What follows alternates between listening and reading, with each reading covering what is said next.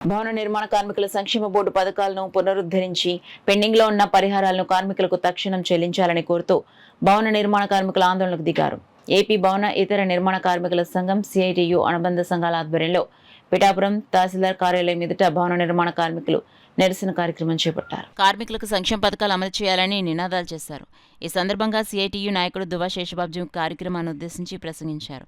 ఈ కార్యక్రమంలో Chekkala Raj Kumar, Neetla Seenu, Rongala Eswararao, Kunche Chinna, Degala Satyanarayana, Kannam Viswanatham, Gadigatla Satyababu, Akula Satyanarayana, Suresh, CH Sambasiva, BN Srinu, Appannababu, Nutati Krishna, P Govindachari, Kalla Nageswararao, Dwarapureddy Kranthi, Nakkella Srinu, Kameswari, Nandeswararao, Tadipatti Ravi, G Veerababu, Suribabu, Veerababu, Mohanachari, Viyyapu Ramannaraju, Bandaru Naga Srinivas తదితరులు పాల్గొన్నారు. ఎన్నికల మేనిఫెస్టోలో స్పష్టంగా రాశారు, మన కోసం రాశారు.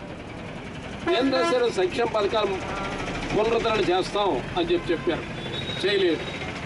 ఏడాది అయిపోతుంది. ఇప్పటికే ఈ నెల గడితే ఏడాది అయిపోతుంది.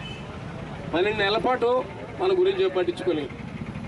కనీసం ఇప్పుడైనా చేస్తారని చెప్పి ఆశిస్తూ ఉన్నాం. ఈలోపు సెంట్రల్ గవర్నమెంట్ వైఖరి కూడా మనకు మైనస్ అయి కూర్చున్నది. సెంట్రల్ గవర్నమెంట్ కొత్తగా కనీస వేతన చట్టం తీసుకొచ్చింది.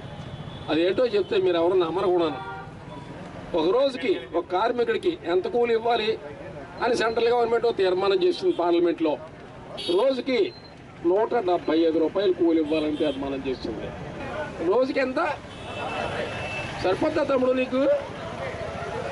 ఇప్పుడు నువ్వు తీసుకుని కూలిలో రూపాయికి పావలా కూడా కాదు. అది ఏం బతకాలి? ఎలా బతకాలి చెప్పండి?